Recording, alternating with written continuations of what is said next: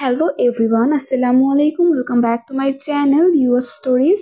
কেমন আছেন আপনারা সকলে? আই হোপ আপনারা সকলে অনেক ভালো আছেন। আমিও আলহামদুলিল্লাহ ভালো আছি। সো গাইস, দেখতে পাচ্ছেন এখানে আমি সকালে ব্রেকফাস্ট বানাচ্ছিলাম। আর এখানে ছিল দুধ চা। আমি দেখতে পাচ্ছেন খুব সুন্দর করে চাটা বানিয়ে নিয়েছি। আর তারপর চলে গেলাম দুপুরে রান্না করার জন্য। আর আজকে কি কবুতরের বাচ্চা রান্না করছিলাম। আর এটা আমাদের কবুতরের বাচ্চা। এটাকে আমি এখন কেটে দেন রান্না বসিয়ে দিয়েছি। আর তারপর গিয়ে এখানে রান্না করছিলাম ছোট মাছ দিয়ে চিচিঙ্গা দিয়ে একটা তরকারি। সো গাইস, দেখতে পাচ্ছেন এখানে আমি পুঁটি মাছগুলোকে ভালো মতন ভেজে নিচ্ছিলাম। আর হ্যাঁ, এই পুঁটি মাছগুলো কিন্তু একদম ফ্রেশ ছিল, সো এর জন্য এই তরকারিটা খেতে অনেক মজার হয়েছিল। আর তারপর দেখতেই পাচ্ছেন যে এটা অলমোস্ট ভাজা হয়ে গিয়েছে। আমি মোটামুটি ক্রিস্পি করেই ভেজে নিয়েছি।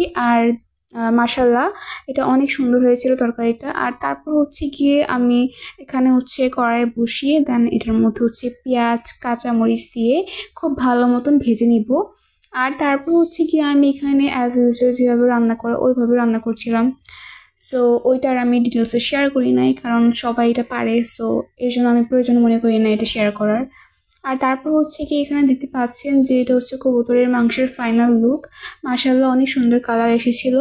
আর এদিকে গিয়ে আগে লেফট ওভার তরকারি ছিল, এটা ছিল সিম দিয়ে আর আলু টমেটো দিয়ে ছোট মাছ দিয়ে একটা তরকারি। আর এটাও আমি এখন গরম করে নিচ্ছিলাম। আর ছিল সেই পুঁটি মাছ দিয়ে চিচিঙ্গা দিয়ে রান্না করা সেই তরকারিটা। সো গাইস, দেখতে পাচ্ছেন কালারটা কিন্তু খুব নাইস এসেছে।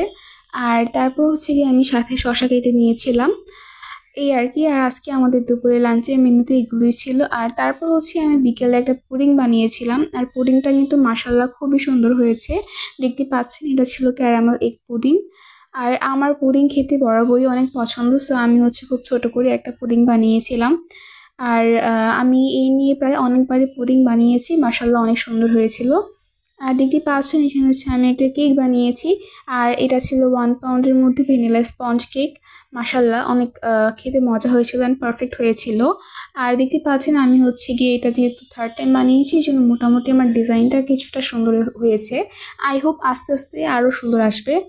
আর এদিকে গিয়ে আমার সেই বাজিগার পাখিগুলো, যেগুলো আপনাদের সাথে আমি অনেকদিন ধরে শেয়ার করি না।